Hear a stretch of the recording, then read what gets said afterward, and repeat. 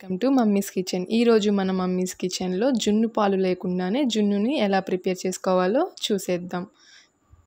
అయితే అంతకన్నా ముందు నా ఛానల్ని ఇంకా సబ్స్క్రైబ్ చేయనట్లయితే సబ్స్క్రైబ్ చేయండి, పక్కనే ఉన్న బెల్ ఐకాన్ని క్లిక్ చేయండి.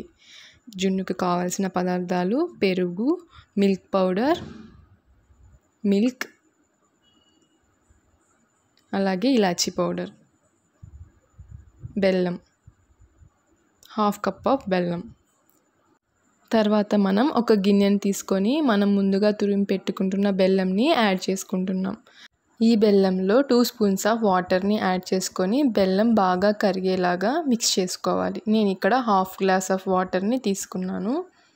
మీరు బెల్లంలో ఎంత వాటర్ సరిపోతుందో అంత యాడ్ చేసుకొని ఈ విధంగా ఉండలు లేకుండా స్పూన్ సహాయంతో బాగా మిక్స్ చేసుకోవాలి. ఈ విధంగా ఉండలు కనిపిస్తున్నాయి కదా, ఇవేమీ ఉండకూడదు. ఈ విధంగా లిక్విడ్లా ఉండాలి. బెల్లం బాగా మిక్స్ చేసుకోవాలి.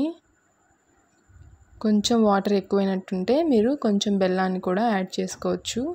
తర్వాత మనం ఒక గిన్నెని తీసుకొని అందులో పెరుగుని యాడ్ చేసుకున్నాం. అయితే పెరుగులో మాత్రం అస్సలు వాటర్ ఉండకూడదు.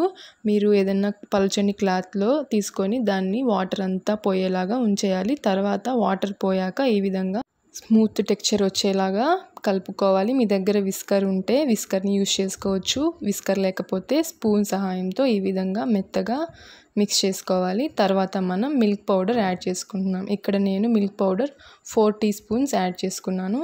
మిల్క్ పౌడర్ వేసుకొని కూడా బాగా ఇందాక మనం పెరుగుని ఎలా అయితే మిక్స్ చేసుకున్నామో ఇప్పుడు కూడా అలాగే మిక్స్ చేసుకోవాలి. చూసారు కదా, అంతా మిక్స్ అయిపోయింది.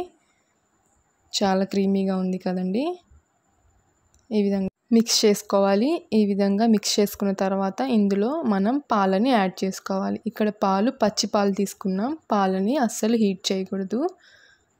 పాలను తీసుకున్నాం. తర్వాత పాలను వేసుకొని కూడా బాగా మిక్స్ చేసుకున్న తర్వాత మనం ముందుగా సిద్ధం చేసి పెట్టుకున్న బెల్లంని ఇక్కడ యాడ్ చేసాం. ఇలా వడకట్టుకోవడం వల్ల ఏమన్నా ఇసుక అలాంటివి ఉన్నప్పుడు పోతాయి. ఈ విధంగా మొత్తం కలుపుకోవాలి.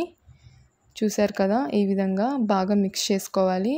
తర్వాత మనం ఒక మందపాటి గిన్నెను పెట్టుకొని కేక్ని ఎలా అయితే బేక్ చేసుకుంటామో ఈ మిశ్రమాన్ని కూడా అలాగే బేక్ చేసుకోవాలి. పైన మూతను పెట్టుకోవాలి.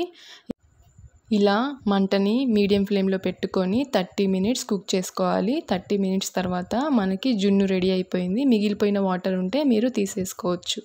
అలాగే నా ఛానల్ని సబ్స్క్రైబ్ చేయండి, లైక్ చేయండి, షేర్ చేయండి. Thank you for watching.